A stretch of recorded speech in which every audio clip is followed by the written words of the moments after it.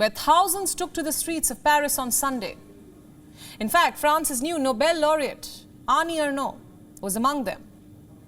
The rally was called by left-wing parties opposed to President Emmanuel Macron. People marched to express their anger at the cost of living crisis. Our next report gets you all the on-ground details. Take a look.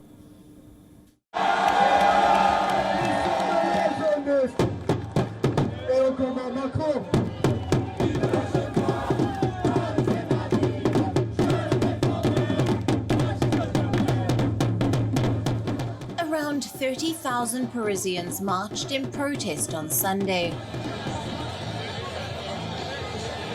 The reason for their ire was the cost of living crisis. Public anger has been building in France for a while. Fuel shortages have added to the public's woes. A general strike has been called on Tuesday. There are fears of renewed yellow jacket protests. So what has led to this outpouring of anger in France? Let's start with the immediate troubles. Refinery workers have been striking in the country since the end of September. They demand a rise in wages. The strike has caused fuel supplies to gas stations to dry up. About 30% of France's petrol pumps face shortages. The shortages are particularly bad in Paris and northern France. People have been queuing up for hours to refuel. French people are being inconvenienced, but reports say more than 30% support the striking refinery workers. They believe the workers should get their due. Those in charge of Total Energy earn a lot. They have made a lot of profit, and it's normal that the employees demand their dues. Some people are saying they already earn a lot. The problem is not there. It's a question of purchasing power. It's not because we earn 2,000 euros per month that our purchasing power should decrease. What we want is for everybody to live decently with the purchasing power we had before. The public is furious at perceived windfall profits being made by energy companies. This is while they are suffering from the effects of inflation.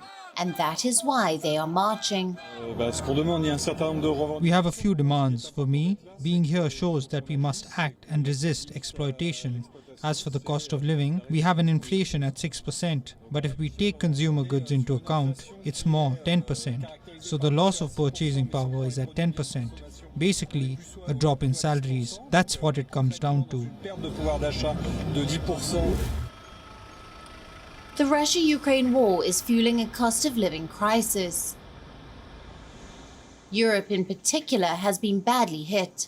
Most European nations are facing sharply rising inflation. The latest IMF data presents a grim picture, and reports say they could even go into recession. This is because they were dependent on cheap Russian gas.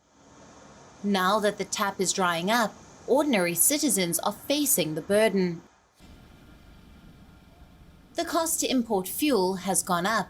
As a result, the price of energy has shot up too. It's more expensive to keep the lights on in Europe, so governments have been shutting them off where they can. Iconic landmarks like the Eiffel Tower went dark. But winter is approaching. Energy will be needed to keep homes warm, and people don't want to be forced to choose between food or warmth. They want to be able to afford everything they could before the war. People just want things to go back to normal. Most EU governments are backing Ukraine, but they are facing challenges at home. In France, the left wing is trying to capitalize on public anger.